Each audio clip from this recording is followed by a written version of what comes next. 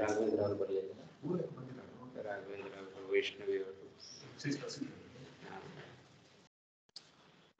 ಧೃತರಾಷ್ಟ್ರೋವಾಚ ಧರ್ಮಕ್ಷೇತ್ರೇ ಸಮವೇತಾಯುತ್ಸವಃ ಮಾಮಕಾಃ ಪಾಂಡವಾಶ್ಚೈವ ಕಿಮಕುರ್ವತ ಸಂಜಯ.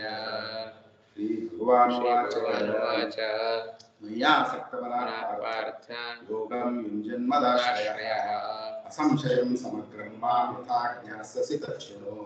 ಜ್ಞಾನಂ ದೇಹಂ ಸವಿಜ್ಞಾನಮಿದಂ ವಕ್ಷ್ಯಾಮಿ ಶೇಷತಃ ಯಜ್ಞಾತ್ವಾ ಅನೇಕ ಭೂಯೋನ್ಯಜ್ಞಾತವ್ಯಮವಶಿಷ್ಯತೆ. ಮನುಷ್ಯಾಣಾಂ ಸಹಸ್ರೇಷು ಕಶ್ಚಿದ್ ಯತತಿ ಸಿದ್ಧಯೇ ಯತತಾಪಿ ಸಿದ್ಧಾನಾಂ ಕಶ್ಚಿನ್ ಮಾಂ ವೇತ್ತಿ ತತ್ವತಃ. ಭೂಮಿರಾಪೋ ರಸೋ ವಾಯುರ್ಖಮ್ಮನೋ ಬುದ್ಧಿರೇವ ಚ ಅಹಂಕಾರಿ ಯಮ್ಮೆ ಭಿನ್ನಾ ಪ್ರಕೃತಿರಷ್ಟಧಾ. ಅಪರೇಯಮಿತಸ್ತ್ವನ್ಯಾಂ ಪ್ರಕೃತಿಂ ವಿದ್ಧಿ ಮೇ ಪರಾಂ. ಜೀವಭೂತಾಂ ಮಹಾಬಾಹೋ ಯೇದಂ ಧ್ಯಾಯತೆ ಜಗತ್ ಏತದ್ಯೋನೀನಿ ಭೂತಾನಿ ಸರ್ವಾಣಿ ಇತ್ಯುಪಧಾರಯ. ಅಹಂ ಕೃತ್ಸ್ನಸ್ಯ ಜಗತಃ ಪ್ರಭವ ಪ್ರಳಯಸ್ತಥಾ ಮತ್ತಃ ಪರತರಂ ನಾನ್ಯತ್ ಕಿಂಚಿದಸ್ತಿ ಧನಂಜಯ. ಮಯಿ ಸರ್ವಮಿದಂ ಪ್ರೋಕ್ತಂ ಸೂತ್ರೇ ಮಣಿಗಣಾ ಇವ. ರಸೋಹಮಪ್ಸು ಕೌಂತೆಯ ಪ್ರಭಾಸ್ಮಿ ಸೂರ್ಯಯೋಃ. ಪ್ರಣವಃ ಸರ್ವವೇದೇಷು ಶಬ್ದಖ್ಯೇ ಪೌರುಷಂ ಋಷೋ. ಪುಣ್ಯೋ ಗಂಧ ಪೃಥಿವ್ಯಾಂ ಚ ತೇಜಶ್ಚಾಸ್ಮಿ ವಿಭಾವಸೋ. ಜೀವನಂ ಸರ್ವಭೂತೇಷು ತಪಶ್ಚಾಸ್ಮಿ ತಪಸ್ವಿಯೋ. ಬೀಜಂ ಮಾಂ ಸರ್ವಭೂತಾನಾಂ ವಿದ್ಧಿ ಪಾರ್ಥ ಸನಾತನಂ. ಬುದ್ಧಿರ್ಬುದ್ಧಿಮತಾಮಸ್ಮಿ ತೇಜಸ್ತೇಜಸ್ವಿನಾಮಹಂ. ಬಲಂ ಬಲವತಾಮಸ್ಮಿ ಕಾಮರಾಗವರ್ಜಿತಂ. ಧರ್ಮಾವಿರುದ್ಧೋ ಭೂತೇಷು ಕಾಮೋಸ್ಮಿ ಭರತರ್ಷಭ. ये चैव सात्विका भावा राजसास्तामसाश्च ये मत्त एवेदितान् विद्धि न त्वहं तेषु तेषु. त्रिभिर्गुणमयैर्भावैरेभिः सर्वमिदं जगत् मोहितं नाभिजानाति मामेभ्यः परमव्ययम्. दैवी क्लेशा गुणमयी माया दुरत्यया. मामेव ये प्रपद्यन्ते मायामेतां तरन्ति ते. मां दुष्कृतिनो मूढा प्रपद्यन्ते नराधमाः. मायापहृतज्ञाना आसुरं भावमाश्रिताः. चतुर्विधा भजन्ते मां जनाः सुकृतिनोऽर्जुन. आर्तो जिज्ञासुरर्थार्थी ज्ञानी च भरतर्षभ. तेषां ज्ञानी नित्ययुक्तः एकभक्तिर्विशिष्यते. प्रियोऽर्थम् अहं स च मम प्रियः. उदाराः सर्व एवैते ज्ञानी त्वात्मैव मतम्. आस्थितः स हि युक्तात्मा मामेवानुत्तमां गतिम्. बहूनां जन्मनामन्ते ज्ञानवान् मां प्रपद्यते. वासुदेवः सर्वमिति समहात्मा सुदुर्लभः. कामैस्तैस्तैर्हृतज्ञानाः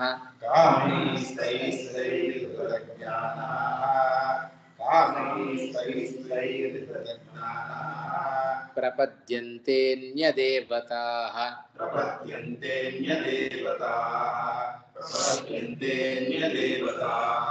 तं तं नियममास्थाय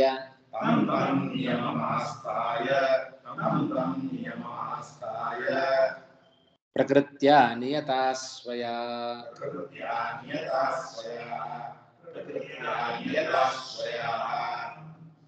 कामैस्तैस्तैर्हृतज्ञानाः प्रपद्यन्तेऽन्यदेवताः. तं तं नियममास्थाय प्रकृत्या नियता स्वया. कामैः तैः हृतज्ञानाः ಪ್ರಪದ್ಯಂತೆ ಅನ್ಯದೇವತಾಃ ತಂ ತಂ ನಿಯಮಂ ಆಸ್ಥಾಯ ಪ್ರಕೃತ್ಯ ನಿಯತಾಃ ಸ್ವಯಾ. ಇಂದಿನ ಶ್ಲೋಕ ಬಹೂನಾಂ ಜನ್ಮನಾಮಂತೆ ಜ್ಞಾನವಾನ್ ಮಾಂ ಪ್ರಪದ್ಯತೆ ವಾಸುದೇವಃ ಸರ್ವಂ ಇತಿ ಸಹ ಮಹಾತ್ಮ ಸುದುರ್ಲಭಃ. ಅಂಥ ಮಹಾತ್ಮ ಸಿಕ್ಕೋದು ಬಹಳ ಕಠಿಣ ಅಂತಂದ್ಬಿಟ್ಟ ಕೃಷ್ಣ ಪರಮಾತ್ಮ. ಎಂಥ ಮಹಾತ್ಮ ಸಿಕ್ಕೋದು? ಎಲ್ಲವೂ ಕೂಡ ಭಗವಂತನ ಅಧೀನ, ಇದೆಲ್ಲ ಕೂಡ ಭಗವಂತನ ಸ್ವತ್ತು, ಅವನ ಅಧೀನವಾದ ಸ್ವತ್ತಿದು, ಆಯ್ತಾ? ಜೊತೆಗೆ ಅವನಿಂದಾಗಿ ಈ ಜಗತ್ತಿದೆ ಅಂತ ತಿಳಿದು ಇರತಕ್ಕಂಥದ್ದು ಬಹಳ ಅಪರೂಪ. ಅಂತಹ ವ್ಯಕ್ತಿಗಳು ಬಹಳ ದುರ್ಲಭ ಅನ್ನುವ ಮಾತನ್ನ ಹಿಂದಿನ ಮಾತಿನಲ್ಲಿ, ಹಿಂದಿನ ಶ್ಲೋಕದಲ್ಲಿ ನಾವು ಕಂಡಿದ್ದೇವೆ. ವಾಸುದೇವ ಸರ್ವಂ ಇತಿ ಸಹ ಮಹಾತ್ಮ ಸುದುರ್ಲಭ. ಯಾರು ಮಹಾತ್ಮ ಅಂತ ಕರೆಸ್ಕೊಳ್ತಾರೆ, ಯಾರು ವಾಸುದೇವನನ್ನ ಮಹಾತ್ಮ ಅಂತ ತಿಳಿತು, ಯಾರು ವಾಸುದೇವನನ್ನ ಸರ್ವಂ, ಇಡೀ ಜಗತ್ತು ಅದು ವಾಸುದೇವಮಯ, ಜಗನ್ಮಯ, ಭಗವನ್ಮಯ ಅಲ್ವಾ? ಸಕ್ಕರೆಮಯ ಅಂತ ಹೇಳ್ತಾರೆ. ಅಂದ್ರೆ ಏನಂತ? ಪರಿಪೂರ್ಣ ತುಂಬಿಕೊಂಡಿದೆ ಅಂತ ಅರ್ಥ. ಹಾಗೆ ಇಡೀ ಜಗತ್ತು ಅದು ಭಗವನ್ಮಯ ಅಂದ್ರೆ ಏನರ್ಥ? ಭಗವಂತ ಎಲ್ಲ ಕಡೆಯೂ ಕೂಡ ತಾನು ವ್ಯಾಪಿಸಿದ್ದಾನೆ ಅಂತ ಅದರ ಅಭಿಪ್ರಾಯ. ಆದ್ದರಿಂದ ಇಂಥ ವ್ಯಕ್ತಿ, ಇಂಥ ಮಹಾತ್ಮನಾದ ವ್ಯಕ್ತಿ ಅವ ಸುದುರ್ಲಭ, ಅಷ್ಟು ಸುಲಭವಾಗಿ ನಮಗೆ ಸಿಗೋದಿಲ್ಲ ಅಂತ ಇಷ್ಟು ಹಿಂದಿನ ಶ್ಲೋಕದಲ್ಲಿ ಹೇಳಿದ್ದು. ಇದರ ಮೇಲೆ ಒಂದು ಪ್ರಶ್ನೆ ಬರುತ್ತೆ, ಯಾಕೆ ಸಿಗೋದಿಲ್ಲ ಅಂತ ಹೇಳ್ತಾ ಇದ್ದಿ ಕೃಷ್ಣ ಪರಮಾತ್ಮ? ಯಾಕಂದ್ರೆ ಭಗವದ್ಜ್ಞಾನಿಗಳು ಅನೇಕರಿದ್ದಾರಲ್ಲ ಜಗತ್ತಲ್ಲಿ, ಅನೇಕರಿರಬೇಕಾದ್ರೆ ಸುದುರ್ಲಭ ಅಂತ ಯಾಕೆ ಹೇಳಿದ್ವಿ ಅಂತ ಹೇಳಿದ್ರೆ, ಅದಕ್ಕೆ ಉತ್ತರ ರೂಪದಲ್ಲಿ ಬಂದದ್ದು ಕಾಮೈಹಿ ತೈಹಿ ತೈಹಿ ಹೃತಜ್ಞಾನಾಃ ಪ್ರಪದ್ಯಂತೆ ಅನ್ಯದೇವತಾಃ. ಎಂಥ ವ್ಯಕ್ತಿಗಳು ನಮಗೆ ಸಿಗಬೇಕು ಅಂತ ಹೇಳಿದರೆ, ಹಿಂದಿನ ಶ್ಲೋಕದಲ್ಲಿ ಹೇಳಿದ್ದು ವಾಸುದೇವನ ಜ್ಞಾನ ಬೇಕು, ಹೌದಾ? ವಾಸುದೇವ ಭಗವದ್ಜ್ಞಾನದಿಂದಲೇ ನಮಗೆ ಮೋಕ್ಷ. ಭಗವದ್ಜ್ಞಾನ ಇದ್ರೂ ಕೂಡ ಕೆಲವರಿಗೆ ಮೋಕ್ಷ ಆಗೋದಿಲ್ಲ. ಯಾಕೆ ಅಂತ ಹೇಳಿದರೆ, ಅವರ ಜ್ಞಾನ ಎಲ್ಲವೂ ಕೂಡ ಆವರಿಸಿ ಬಿಟ್ಟಿರುತ್ತೆ, ಅಜ್ಞಾನದಿಂದ ಆವರಿಸಿ ಬಿಟ್ಟಿರುತ್ತೆ. ಹಾಗಾಗಿ ಜ್ಞಾನಿಗಳಾಗಿರ್ತಾರೆ, ಆದರೂ ಜ್ಞಾನಿಗಳಾದ ಮಾತ್ರಕ್ಕೆ, ಭಗವದ್ ಭಕ್ತರಾದ ಮಾತ್ರಕ್ಕೆ ಅವರಿಗೆ ಮೋಕ್ಷ ಸಿಗಬೇಕು ಅಂತಿಲ್ಲ. ಇಷ್ಟಾದ ಮೇಲೆ ಹಾಗಾದ್ರೆ ಭಗವದ್ಜ್ಞಾನಿಗಳು ಅನೇಕ ಜನರು ನಮಗೆ ಲೋಕದಲ್ಲಿ ಕಾಣಿಸ್ತಾ ಇರಬೇಕಾದ್ರೆ ಅದು ದುರ್ಲಭ ಹೇಗೆ? ಭಗವದ್ಜ್ಞಾನ ಇಂಥ ಮಹಾತ್ಮರು ಸಿಗೋದು ಬಹಳ ದುರ್ಲಭ ಅಂತ ಹೇಳಿಬಿಟ್ಟು ಕೃಷ್ಣ ಪರಮಾತ್ಮ ನಮ್ಮ ಕಣ್ಣೆದುರಿಗೆ ಅನೇಕ ಜ್ಞಾನಿಗಳು, ಭಗವದ್ಜ್ಞಾನಿಗಳು ಕಾಣ್ತಾ ಇದ್ದಾರಲ್ಲ, ಇದು ದುರ್ಲಭ ಹೇಗೆ ಅಂತ ಹೇಳಿದ್ರೆ, ತೈಹಿ ತೈಹಿ ಕಾಮೈಹಿ ತೇ ಹೃತಜ್ಞಾನಾಃ ಅನ್ಯದೇವತಾಃ ಪ್ರಪದ್ಯಂತೆ. ಇದ್ದಾರೆ ಜ್ಞಾನಿಗಳು, ಆದರೆ ಅವರೆಲ್ಲ ಏನು ಮಾಡ್ತಾ ಇದ್ದಾರೆ? ಅನ್ಯ ದೇವತೋಪಾಸಕರಾಗಿದ್ದಾರೆ, ಭಗವಂತನನ್ನೂ ಪೂಜಿಸ್ತಾರೆ. ಅರ್ಥ ಆಗಿರ್ಬೇಕು, ಭಗವಂತನನ್ನೂ ಪೂಜಿಸ್ತಾರೆ. ಇದರ ದೇವತೆಗಳ ಪೂಜೆ ಜೊತೆಗೆ ಭಗವಂತನನ್ನೂ ಪೂಜಿಸ್ತಾರೆ ಅಲ್ವಾ? ಭಗವಂತನನ್ನೇ ಪೂಜಿಸೋದು ಹೇಗಿದೆ, ಭಗವಂತನನ್ನೂ ಪೂಜಿಸೋದು ಹೇಗಿದೆ, ಅದನ್ನು ಕೃಷ್ಣ ಹೇಳ್ತಾ ಇದ್ದಾರೆ. ಎಂಥವರಾಗಬೇಕು? ಮಾಮೇವ ಯೇ ಪ್ರಪದ್ಯಂತೆ ಹೇಳಿದ್ನಲ್ಲ ಕೃಷ್ಣ, ಈ ಅಧ್ಯಾಯದ ಪ್ರಾರಂಭದಲ್ಲಿ ಹೇಳಿದ್ದಾನೆ. ಅರ್ಜುನ, ಒಂದನ್ನು ಹೇಳಿಬಿಡುತ್ತೇನೆ, ಅದನ್ನು ಚೆನ್ನಾಗಿ ತಿಳ್ಕೊಂಡ್ಬಿಡು, ಅವಶಿಷ್ಟ ಏನು ಉಳಿಯೋದಿಲ್ಲ ಅಂತ ಹೇಳಿ. ಹಾಗಾದ್ರೆ ಯಾವುದು ಶೇಷ ಉಳಿಯದಂತೆ ನಮಗೆ ಜ್ಞಾನ ಅಂತ ಹೇಳಿದ್ರೆ ಭಗವತ್ಪರವಾದ ಜ್ಞಾನ ಮಾತ್ರ. ಯಾಕೆ ಅದನ್ನೇ ಇಲ್ಲಿ ಹೇಳುವಾಗ ಕಾಮೈಹಿ ತೈಹಿ ತೈಹಿ ಹೃತಜ್ಞಾನಾಃ ಅನ್ಯದೇವತಾಃ ಪ್ರಪದ್ಯಂತೆ. ಪ್ರಥಮಾರ್ಧದ ಅಭಿಪ್ರಾಯ, ಲೋಕದಲ್ಲಿ ಜನರು ಏನ್ ಮಾಡ್ತಾರೆ? ಹೃತಜ್ಞಾನಾಃ, ಅಪಹರಿಸಲ್ಪಟ್ಟ ಜ್ಞಾನವುಳ್ಳವರು. ಲೋಕದಲ್ಲಿ ಜನರೆಲ್ಲ ಅಪಹರಿಸಲ್ಪಟ್ಟ ಜ್ಞಾನವುಳ್ಳವರು. ಯಾವುದರಿಂದ ಅಪಹರಿಸಲ್ಪಟ್ಟಿದ್ದಾರೆ? ತೈಹಿ ತೈಹಿ ಕಾಮೈಹಿ. ಆಯ್ತಾ? ವಿಷಯ ಪದಾರ್ಥಗಳಿಗೆ ಆಯ್ತಾ, ಪಂಚ ಇಂದ್ರಿಯಗಳಿದ್ದಾವೆ. ಆ ಇಂದ್ರಿಯಗಳಿಗೆ ಬೇಕಾದ ರೂಪ, ರಸ, ಗಂಧ, ಸ್ಪರ್ಶ, ಶಬ್ದ, 5 ವಿಷಯಗಳು ಲೋಕದಲ್ಲಿದೆ. ಪ್ರತಿಯೊಬ್ಬರೂ ಕೂಡ ಆ ತಮ್ಮ ತಮ್ಮ ಇಚ್ಛೆಗನುಗುಣವಾಗಿ ಅವುಗಳಿಂದ ತಮ್ಮ ಜ್ಞಾನವನ್ನ ಕಳ್ಕೊಂಡ್ಬಿಟ್ಟಿದ್ದಾರೆ. ಭಗವತ್ಪರವಾದ ಜ್ಞಾನವನ್ನ ಕಳ್ಕೊಂಡ್ಬಿಟ್ಟಿದ್ದಾರೆ. ಹಾಗಾಗಿ ಅವರೇನ್ ಮಾಡ್ತಾರೆ, ಅನ್ಯ ದೇವತಾ ಪ್ರಪದ್ಯಂತೆ, ಇತರ ದೇವತೆಗಳನ್ನ ಅವರು ಪ್ರಪದ್ಯಂತೆ ಶರಣು ಹೊಂದುತ್ತಾರೆ ಅಂತ ಅರ್ಥ. ಅದಕ್ಕೆ ನಾನೇನು ಮಾಡ್ತೇನೆ ಅಂತ ಹೇಳಿದ್ರೆ, ಅವರ ಸ್ವಾಭಾವಿಕ ಸ್ವಯಾ ಪ್ರಕೃತಿಯ, ಇಲ್ಲಿ ಪ್ರಕೃತಿ ಶಬ್ದಕ್ಕೆ ಇನ್ಯಾವುದು ಜಡ ಪ್ರಕೃತಿ ಅಂತ ಆಗ್ಲಿ ಚೇತನ ಪ್ರಕೃತಿ ಅಂತ ಅರ್ಥ ಮಾಡಬಾರದು. ಇಲ್ಲಿ ಪ್ರಕೃತಿ ಶಬ್ದಕ್ಕೆ ಸ್ವಭಾವ ಅಂತ ಅರ್ಥ ಮಾಡಬೇಕು. ಆದ್ರಿಂದ ಸ್ವಯಾ ಪ್ರಕೃತಿಯ, ತಮ್ಮ ಸ್ವಭಾವಕ್ಕೆ ಒಳಪಟ್ಟವರಾಗಿ ಅವರೇನು ಮಾಡ್ತಾ ಇದ್ದಾರೆ, ಅನ್ಯ ದೇವತೆಗಳನ್ನು ಪೂಜೆ ಮಾಡ್ತಾರಲ್ಲ, ಅದಕ್ಕೋಸ್ಕರ ಅವರ ಆ ನಿಯಮಂ ತಂ ನಿಯಮಂ ಆಸ್ಥಾಯ ನಾನೇನ್ ಮಾಡ್ತೇನೆ ಅಂತ ಹೇಳಿದ್ರೆ, ಅವರ ಏನೇನು ನಿಯಮಗಳನ್ನ ಪರಿಪಾಲನೆ ಮಾಡ್ತಾರೋ ಆ ನಿಯಮಗಳನ್ನ ಅವರಲ್ಲಿ ನಾನು ಹಾಗೇ ಅದನ್ನ ಅಳವಡಿಸಿ ಬಿಡುತ್ತೇನೆ. ಅವರೇನು ಭಗವತ್ಪರವಾದ ಜ್ಞಾನವನ್ನ ಕಳ್ಕೊಂಡ್ಬಿಟ್ಟಿದ್ದಾರೆ. ಇಂದ್ರಿಯಗಳಿಗೆ ಒಳಗಾಗಿ, ಇಂದ್ರಿಯಗಳ ವಿಷಯ ಪದಾರ್ಥಗಳಿಗೆ ಅವರು ಒಳಗಾಗಿ ಭಗವತ್ಪರವಾದ ಜ್ಞಾನವನ್ನ ಕಳ್ಕೊಂಡ್ಬಿಟ್ಟಿದ್ದಾರೆ. ಆದ್ದರಿಂದ ಅನ್ಯ ದೇವತೆಗಳನ್ನ ಉಪಾಸನೆ ಮಾಡುತ್ತಾರೆ. ನಾನು ಅವರಿಗೆ ಹಾಗೆ ಅನುಗ್ರಹ ಮಾಡುತ್ತೇನೆ.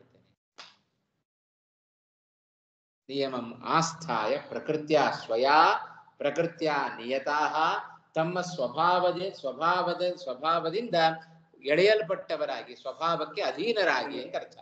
ನಿಯತಾಹ ಅನ್ನೋ ಶಬ್ದಕ್ಕೆ ಹಾಗರ್ಥ, ತಮ್ಮ ಸ್ವಾಭಾವಿಕವಾದ ಶಬ್ದಕ್ಕೆ ಅಧೀನರಾಗಿ ತಂ ನಿಯಮಂ ಆಸ್ಥಾಯ ಅವರು ಆ ಬ್ರಹ್ಮಾದಿ ದೇವತೆಗಳನ್ನ ಅವರು ಶರಣಾಗತರಾಗ್ತಾರೆ.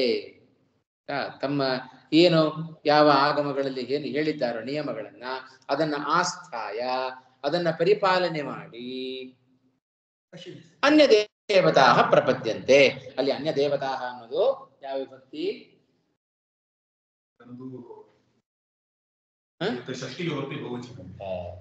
ಶಬ್ದ ನೋಡಿ ಸರಿ, ದ್ವಿತೀಯ ಬಹುವಚನ, ದ್ವಿತೀಯ ಏಕವಚನ ಅದು ಅಲ್ವಾ. ಅನ್ಯ ದೇವತಾ, ದೇವತಾ ದೇವತೆ ದೇವತಾ.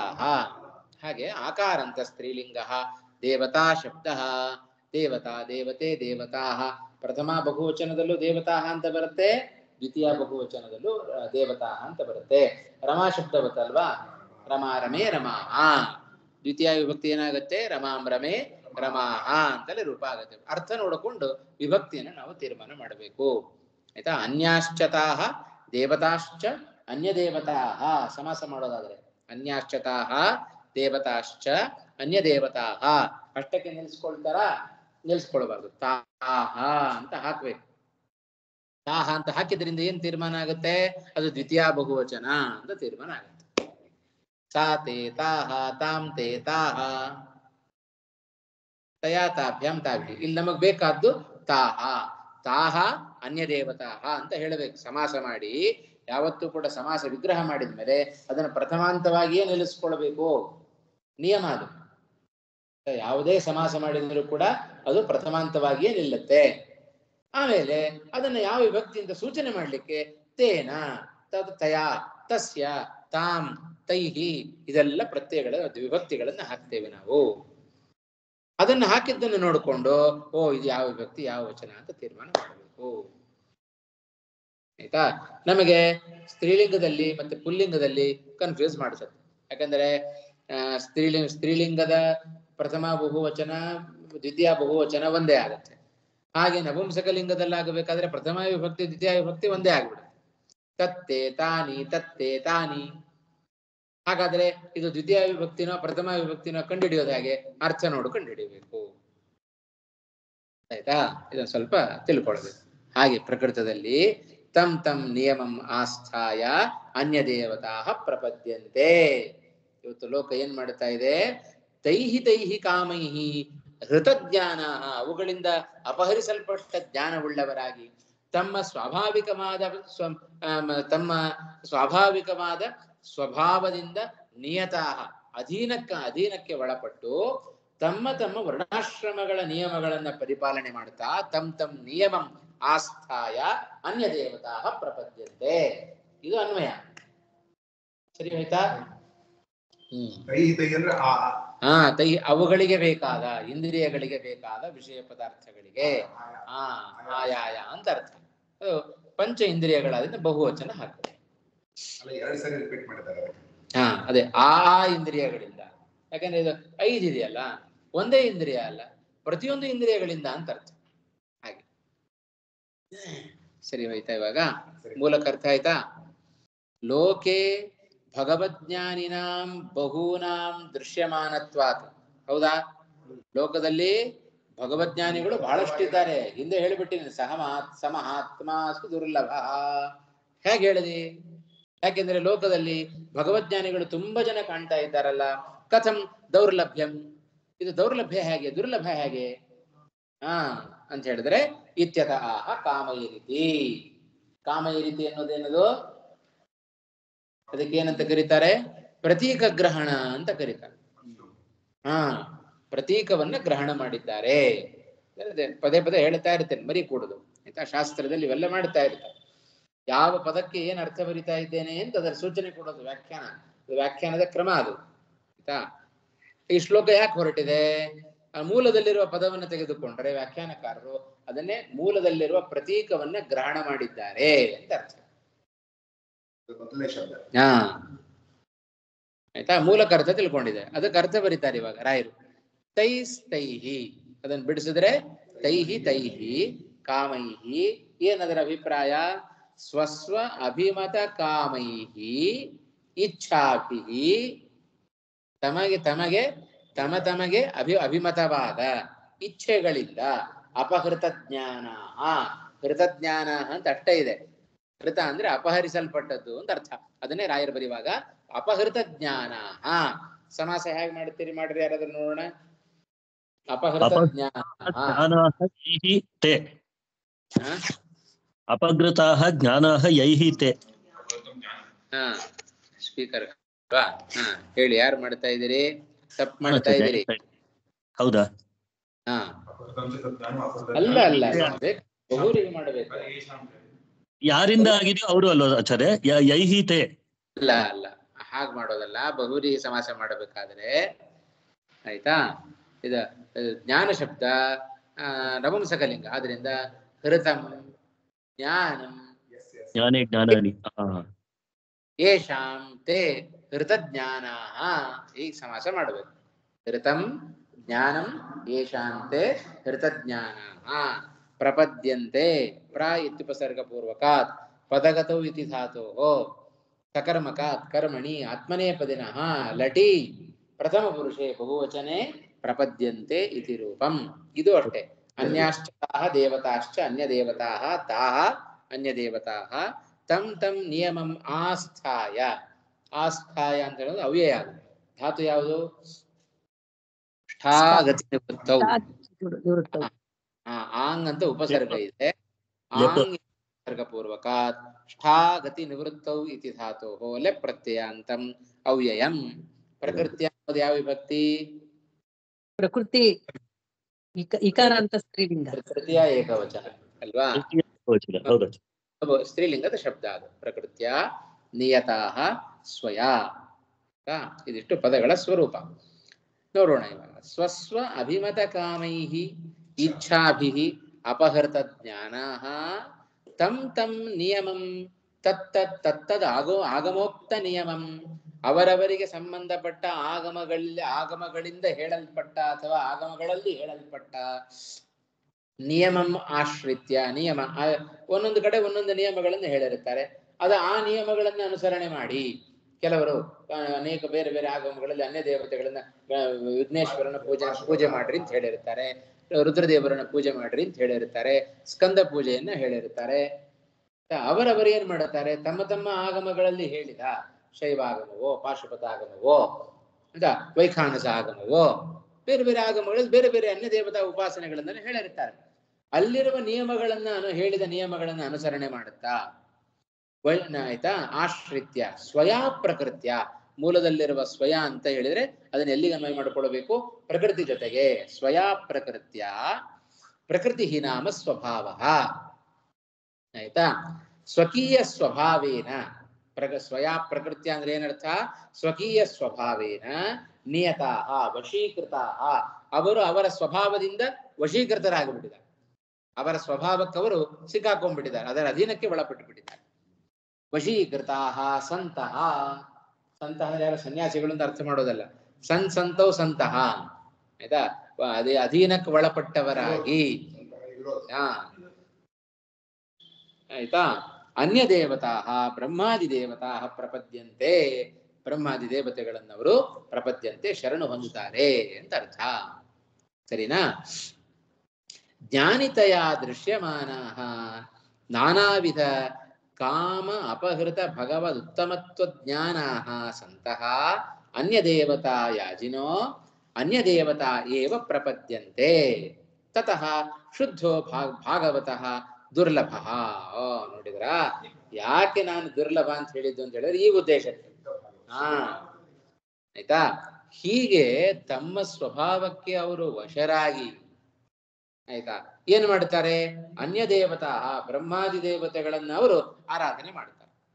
ಎಲ್ಲ ದೈತ್ಯರೆಲ್ಲ ಮಾಡಿದ್ದು ಹಾಗೆ ತಾನೆ.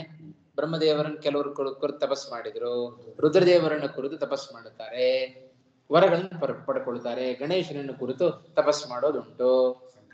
ಆಯ್ತಾ? ಬೇರೆ ಬೇರೆಯವರನ್ನೆಲ್ಲ ಕುರಿತು ತಪಸ್ಸನ್ನು ಆಚರಣೆ ಮಾಡಿ, ವ್ರತ ನಿಯಮಗಳನ್ನು ಆಚರಣೆ ಮಾಡಿ ಫಲ ಪಡ್ಕೊಂಡದ್ದುಂಟು. ಅದಕ್ಕೆಲ್ಲ ಉತ್ತರ ಕೊಡ್ತಾನೆ ಇವಾಗ 2-3 ಶ್ಲೋಕದ ಒಳಗೆ ಕೃಷ್ಣ ಪರಮಾತ್ಮ. ಆಯ್ತಾ? ಜ್ಞಾನಿತಯ ದೃಶ್ಯಮಾನ, ಜ್ಞಾನಿಗಳು ಅಂತ ನಮಗೇನು ಕಾಣ್ತಾ ಇದ್ದಾರಲ್ಲ, ಏನದು? ನಾನಾ ವಿಧ ಕಾಮ ಅಪಹೃತ ಭಗವದ್ ಉತ್ತಮತ್ವ ಜ್ಞಾನ, ಅವರೆಲ್ಲರೂ ಕೂಡ ಅನೇಕ ವಿಧವಾದ ತಮ್ಮ ಕಾಮನೆಗಳಿಂದ ಅಪಹೃತವಾದ ಭಗವಂತನ ಜ್ಞಾನವುಳ್ಳವರು. ಜ್ಞಾನ ಇದೆ, ಆದರೆ ಆ ಜ್ಞಾನಗಳಲ್ಲಿ ಏನಾಗಿದೆ? ಹೌದಾ? ಸರಿ, 10:10 ಬರುತ್ತೆ. ಏನಾದ್ರು ಹೌದಾ? ಆಯ್ತು, 10:30 ಇವತ್ತು ಬೇಗ ಹೋಗ್ಬೋದು, 10 ನಿಮಿಷ ಬೇಗನೆ ಮುಗಿಸೋಣ.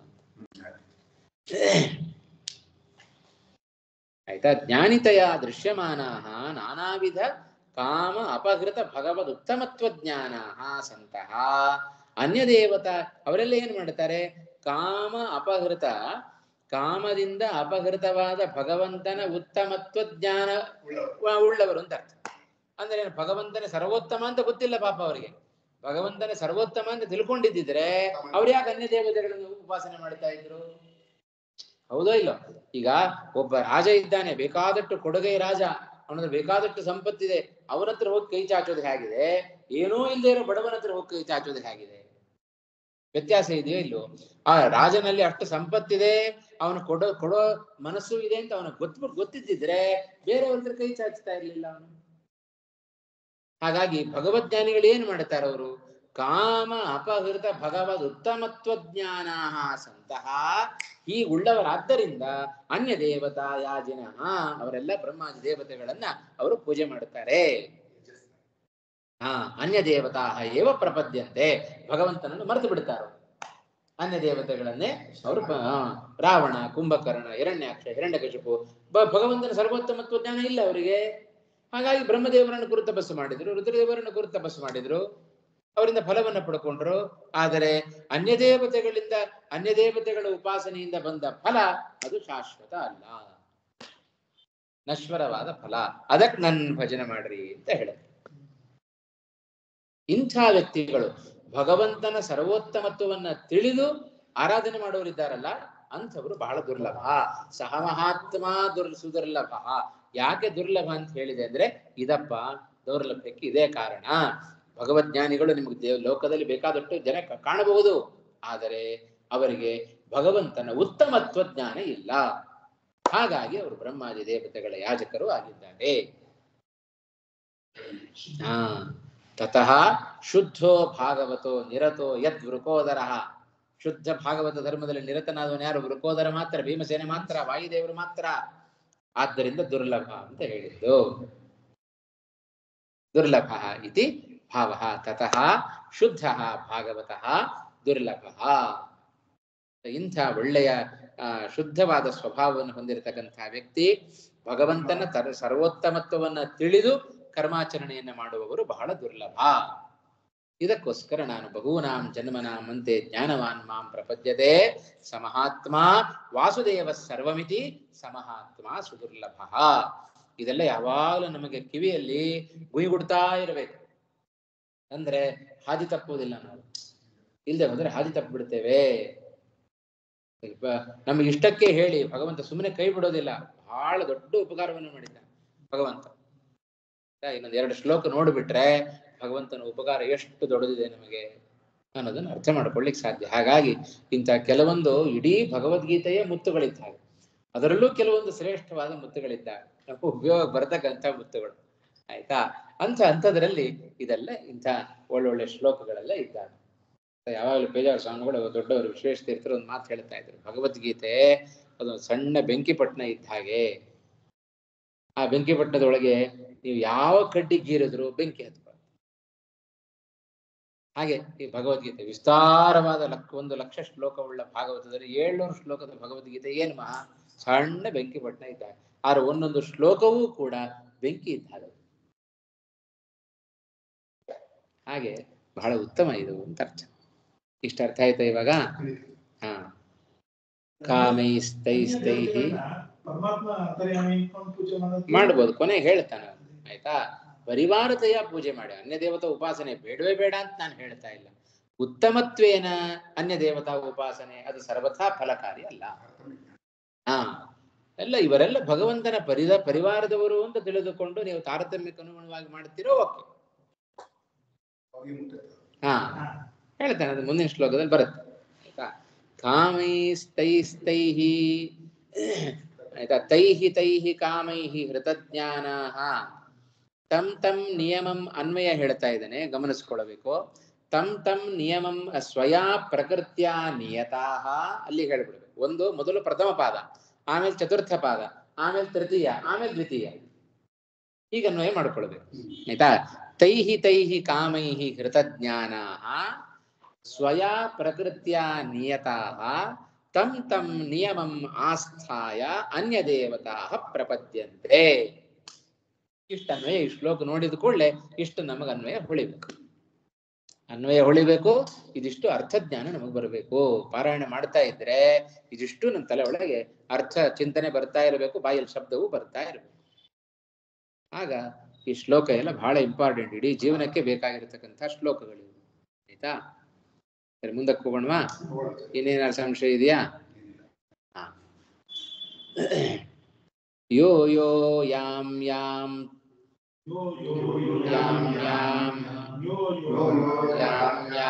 ತನುಂ ಭಕ್ತಃ ಶ್ರದ್ಧಯಾರ್ಚಿತುಮಿಚ್ಛತಿ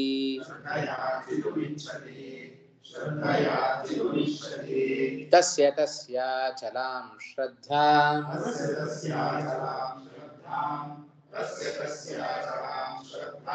ತಾಮೇವ ವಿದಧಾಮ್ಯಹಂ.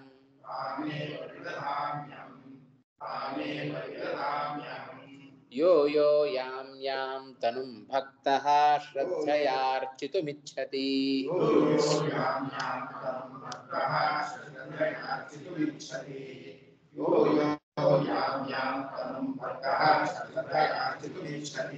ತಸ್ಯ ಚಲಾಂ ಶ್ರದ್ಧಾಂ ತಾಮೇವ ವಿದಧಾಮ್ಯಹಂ.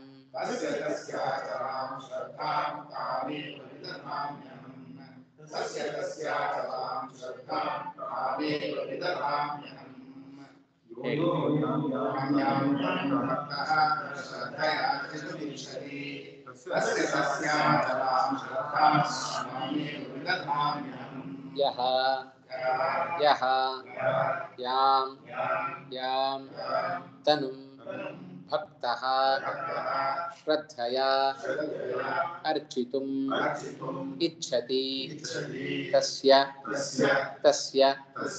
ಅಚಲಾಂ ಶ್ರದ್ಧಾಂ ತಾಂ ಏವ ವಿದಧಾಮಿ ಅಹಂ. ಯೋ ಯೋ ಯಾಂ ಯಾಂ ತನುಂ ಭಕ್ತಃ ಶ್ರದ್ಧಯಾ ಅರ್ಚಿತುಂ ಇಚ್ಛತಿ. ಆಯ್ತಾ? ಯಾರ್ಯಾರು ಯಾವ ತನು ಅಂದ್ರೆ ಶರೀರ ಅಂದ್ರೆ ಏನು? ಯಾವ ದೇವತೆಗಳನ್ನ ಅರ್ಚಿತುಂ ಇಚ್ಛತಿ ಶ್ರದ್ಧೆಯಿಂದ ಯಾರ್ಯಾರು ಯಾವ ದೇವತೆಗಳನ್ನ ಅವರು ಅರ್ಚನೆ ಮಾಡ್ತಾರೋ ತಸ್ಯ ಅಚಲಾಂ ಶ್ರದ್ಧಾಂ ತಾಮೇವ ಅಚಲಾಂ ಶ್ರದ್ಧಾಂ ಅಹಂ ವಿದಧಾಮಿ. ಭಗವಂತ ಹೇಳ್ಕೊಳ್ತಾ ಇದ್ದಾನೆ, ಇಲ್ಲಪ್ಪ ನನಗೆ ಗಣಪತಿ ಬಹಳ ಇಷ್ಟ, ನನಗೆ ಶಿವ ಬಹಳ ಇಷ್ಟ, ನನಗೆ ಬ್ರಹ್ಮನೇ ಬಹಳ ಇಷ್ಟ, ನಾನು ಅವನನ್ನೇ ಆರಾಧನೆ ಮಾಡ್ತೇನೆ ಅಂತ ತಿಳ್ಕೊಂಡು ಯಾರು ಶ್ರದ್ಧೆಯಿಂದ ಅರ್ಚನೆ ಮಾಡ್ತಾರೋ ಅವರ ಶ್ರದ್ಧೆಯನ್ನ ನಾನು ಅಚಲವನ್ನಾಗಿ ಮಾಡಿಬಿಡ್ತೇನೆ. ಅಚಲಾಂ ಶ್ರದ್ಧಾಂ ಅಚಲಾಂ ವಿದಧಾಮಿ.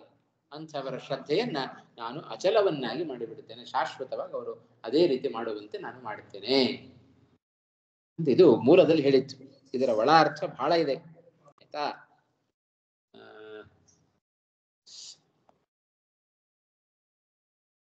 ಇದಕ್ಕೆ ತಾತ್ಪರ್ಯ ಹಿಂದಿನ ಶ್ಲೋಕಕ್ಕೆ ಭಾಷ್ಯದಲ್ಲಿ ಒಂದೇ ಪದ ಬರೆದದ್ದು.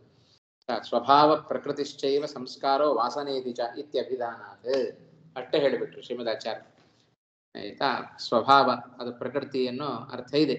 ಪ್ರಕೃತಿ ಅಂತ ಕರೀತಾರೆ, ಸಂಸ್ಕಾರ ವಾಸನ ಇತಿ ಚ ತ್ರೈವಿದ್ಯರು ಅಂತ ಕರೀತಾರೆ. ಹೇಳ್ತಾರೆ ಇವಾಗ ಅದಕ್ಕೆ ಇವ್ರೇನಾದ್ರು ಕೊಟ್ಟಿದಾರ ಅಂತ ನೋಡ್ತಾ ಇದ್ದೇನೆ.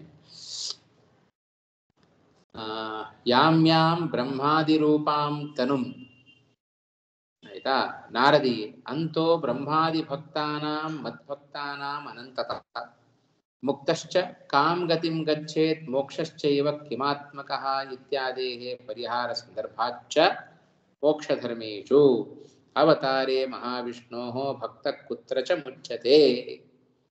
ಸರಿ, ಅದನ್ನ ನೋಡಿ ಆಮೇಲೆ ನೋಡೋಣ. ಸರಿ.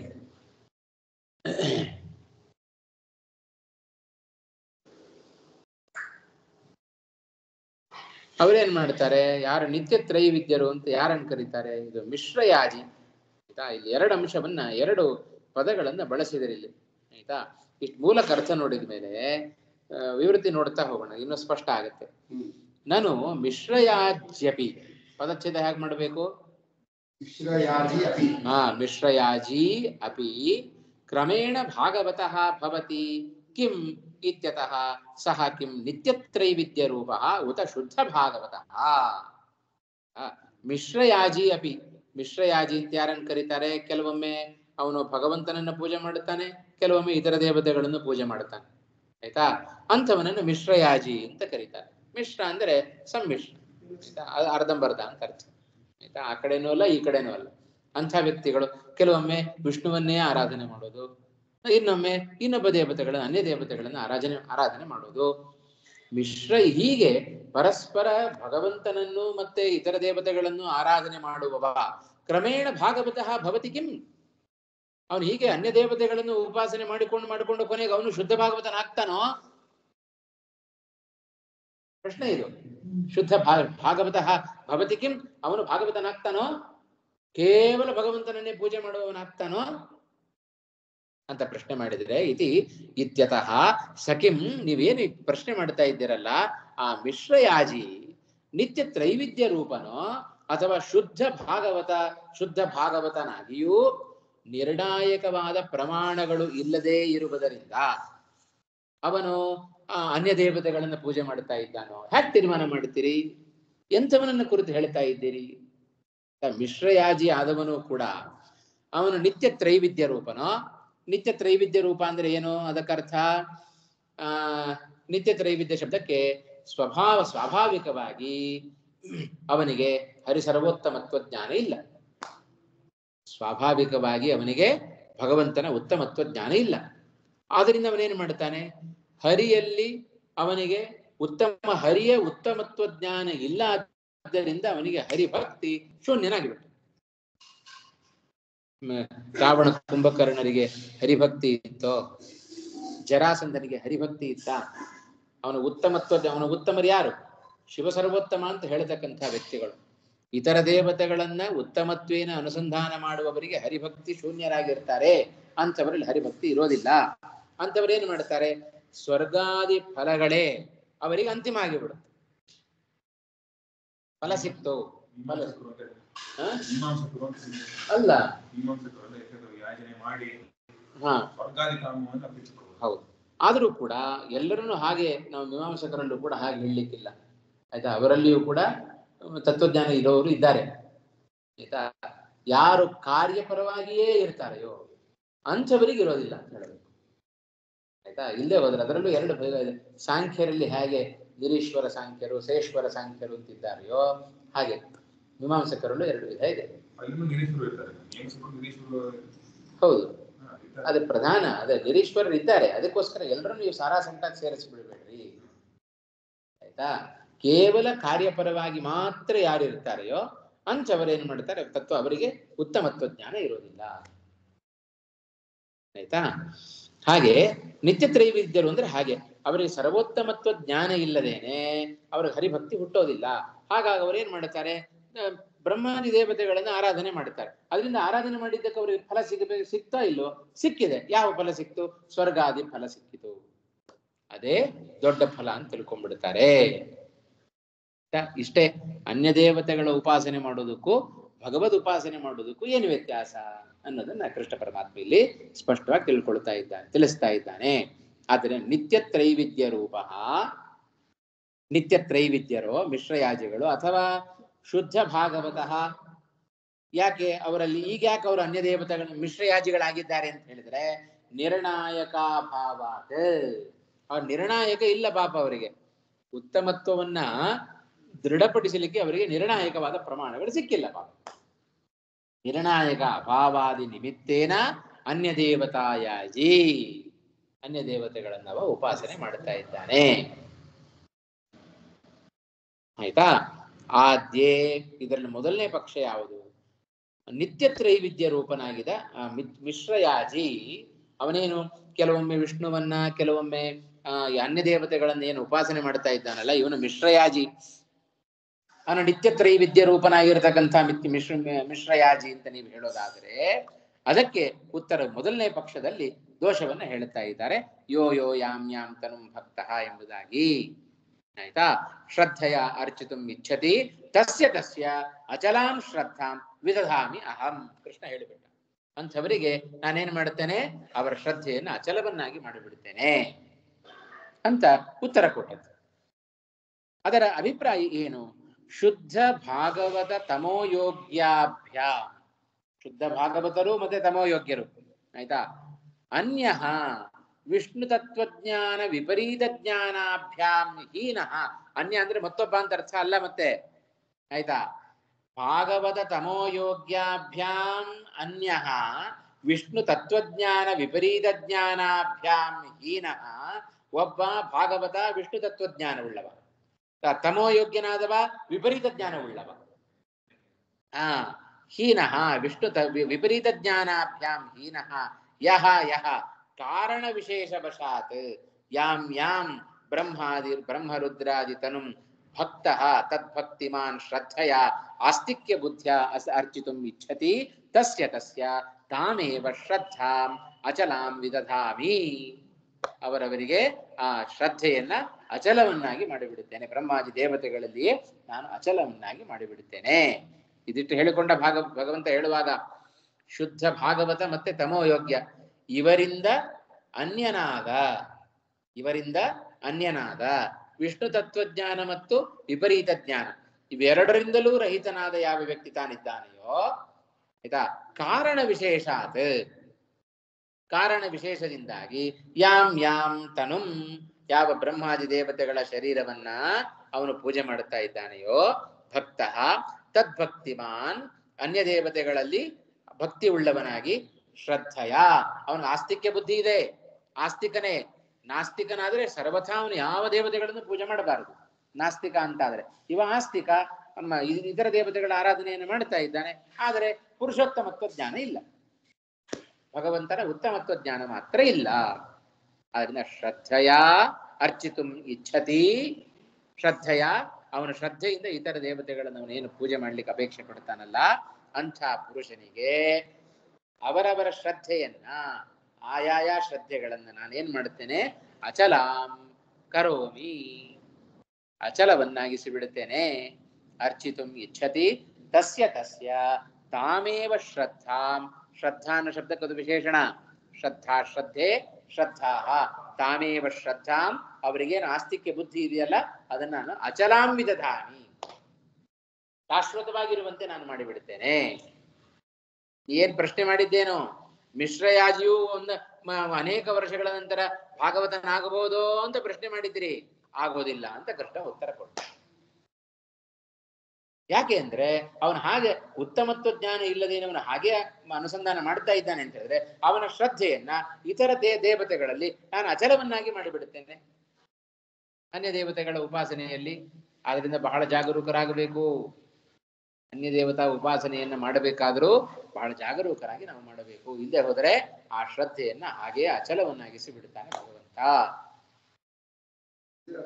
ಶುದ್ಧ ಭಾಗವತ ಹೇಳ್ಕೊಂಡು ಶುದ್ಧ ಭಾಗವತ ತಮೋಯೋಗ್ಯಾಭ್ಯಾಂ ಅನ್ಯಃ ಇಬ್ಬರಿದ್ದಾರೆ. ಶುದ್ಧ ಭಾಗವತರು ತಮೋಯೋಗ್ಯರು. ಆಯ್ತಾ? ಇವರಿಗಿಂತ ಅನ್ಯನಾದವ ಅವನೇನಾಗಿರ್ತಾನೆ? ವಿಷ್ಣು ತತ್ವಜ್ಞಾನ ವಿಪರೀತ ಜ್ಞಾನಾಭ್ಯಾಂ ಹೀನನಾಗಿರ್ತಾನೆ. ಹೌದಾ ಇಲ್ಲ? ಹೀಗೆ ವಿಭಾಗ ಮಾಡ್ಕೊಳ್ಬೇಕು ಕ್ರಮವಾಗಿ. ಶುದ್ಧ ಭಾಗವತ ತಮೋಯೋಗ್ಯಾಭ್ಯಾಂ ಅನ್ಯಃ ಕಃ ಯಃ ವರ್ತತೆ ಸಹ ವಿಷ್ಣು ತತ್ವಜ್ಞಾನ ವಿಪರೀತ ಜ್ಞಾನಾಭ್ಯಾಂ ಹೀನಃ. ಅವನೇ ಮಿಶ್ರಯ. ಅವನಲ್ಲಿ ಹೀಗಿರುತ್ತೆ, ವಿಷ್ಣು ತತ್ವಜ್ಞಾನ ಇರೋದಿಲ್ಲ, ಆಯ್ತಾ, ವಿಪರೀತ ಜ್ಞಾನವೂ ಇರೋದಿಲ್ಲ ಅವನಿಗೆ, ಇದರಿಂದ ಹೀನನಾಗಿರ್ತಾನೆ. ಡೆಫಿನೇಷನ್ ಆಯ್ತಾ? ಹೀನಃ ಯಹ ಯಹ ಯಹ ಯಹ ಕಾರಣ ವಿಶೇಷ ವಶಾತ್ ಯಾಮ್ಯಾಮ್ ಏನೋ ಒಂದು ಕಾರಣಾಂತರಗಳಿಂದಾಗಿ ಬ್ರಹ್ಮಾದಿ ತನುಗಳನ್ನ ಅಂದ್ರೆ ಬ್ರಹ್ಮಾದಿ ದೇವತೆಗಳನ್ನ ಅಂತ ಅರ್ಥ. ಅದಕ್ಕೆ ಬ್ರಹ್ಮಾದಿ ದೇವತೆಗಳನ್ನ ಅವನು ಭಕ್ತಃ ಭಕ್ತಿಮಾನ್ ಶ್ರದ್ಧೆಯಿಂದಲೇ ಅಲ್ವಾ ಮಿಶ್ರಯಾದಿ ಅಂತ ತಮೋಯೋಗ್ಯರು ಅಂತ ಆದ್ಮೇಲೆ ಅವನು ವಿಷ್ಣುವನ್ನ ಪೂಜೆ ಆದ್ರೆ ಯಾಕೆ ಮಾಡ್ತಾನೆ? ವಿಪರೀತ ಜ್ಞಾನದಿಂದ ಪೂಜೆ ಮಾಡಿದ್ರೆ ಪೂಜೆ ಮಾಡಿದ್ರು ಅಲ್ಲ, ಅದಕ್ಕೆ ವಿಪರೀತ ಜ್ಞಾನಾಭ್ಯಾಮ್ ಹೀನಃ ಅಂತ ಹೇಳಿದ್ದು. ಆಯ್ತಾ? ವಿಪರೀತ ಜ್ಞಾನವೂ ಇರೋದಿಲ್ಲ ಅವರಿಗೆ, ಕೇವಲ ಇತರ ಅನ್ಯ ದೇವತಾ ಸರ್ವೋತ್ತಮತ್ವ ಜ್ಞಾನ ಮಾತ್ರ ಇರುತ್ತೆ. ಆದ್ರಿಂದ ಭಕ್ತಃ ತದ್ಭಕ್ತಿಮಾನ್ ಶ್ರದ್ಧೆಯ ನಾಮ ಆಸ್ತಿಕ್ಯ ಬುದ್ಧಿಯ ಅರ್ಚಿತುಂ ಇಚ್ಛತಿ. ಯಾರು ಆಸ್ತಿಕ್ಯ ಬುದ್ಧಿಯಿಂದ ಅನ್ಯ ದೇವತೆಗಳನ್ನು ಪೂಜೆ ಮಾಡ್ಲಿಕ್ಕೆ ಇಚ್ಛೆ ಪಡ್ತಾರೋ ತಸ್ಯ ತಸ್ಯ ತಾಮೇವ ಶ್ರದ್ಧಾ ಅಚಲಾಂ ವಿದಧಾಮಿ. ಅವರಿಗೆ ಆ ಶ್ರದ್ಧೆಯನ್ನು ನಾನು ಅಚಲವನ್ನಾಗಿ ಮಾಡಿಬಿಡುತ್ತೇನೆ. ಇದಿಷ್ಟು ಕೃಷ್ಣನ ಅಭಿಪ್ರಾಯ. ಆಚಾರ್ಯ ವಿದಧಾಮಿ ದುಧಾನ್ ಧಾರಣ ಪೋಷಯ. ಹೌದು, ದಧಾಮಿ ದಧಾತಿ ದತ್ತಃ ದಧತಿ ಅದರ ಉತ್ತಮ ಪುರುಷದ ಏಕವಚನ. ಧಾರಣೆ ಧಾನ್ಯ ಧಾರಣ ಪೋಷಣೆಯೋಹೋ ಅಂತ ಕರೀತಾರೆ. ಹಾಗೆ ಅರ್ಚಿತುಂ ಅಂತ ಒಂದು ಪದ ಇದೆ, ಅದೇನದು? ಚಿಂತಾಯಾಮ್. ಅರ್ಚಿತುಂ ಅರ್ಚ ಪೂಜಾಯಾಮ್ ಅಂತ ಧಾತು. ಅರ್ಚಿತುಂ ಅಂದ್ರೆ ಅರ್ಚ ಪೂಜಾಯಾಮ್ ಇತಿ ಧಾತು ತುಮುನ್ ಪ್ರತ್ಯಯಾಂತಂ ಅವ್ಯಯಂ. ಹಾಗೆ ಇಚ್ಛತಿ ಇಚ್ಛತಿ ಇಷ ಇಚ್ಛಾಯಾಮ್ ಲಟ್ ಸಕರ್ಮ ಕರ್ತರಿ ಪರಸ್ಪದಿನಃ ಲಟಿ ಪ್ರಥಮ ಪುರುಷೇ ಏಕವಚನೆ ಇಚ್ಛತಿ ಇತಿ ರೂಪಂ. ಅಚಲಾಂ ಶ್ರದ್ಧಾಂ ತಾಮೇವ ವಿದಧಾಮಿ. ಅಹಂ ಅಹಂ ಅನ್ನೋದು ಅಸ್ಮತ್ ಶಬ್ದ. ಸರಿನಾ? ಇಲ್ಲಿ ನಿಲ್ಸ್ಕೊಂಡಿರೋಣವಾ? ತಿನ್ನು ಸ್ವಾಮಿ ಹತ್ರ ಮಾತಾಡಿ ಹೋಗ್ಲಿಕ್ಕೆ ತಡ ಆಗುತ್ತೆ. ಹೌದಾ?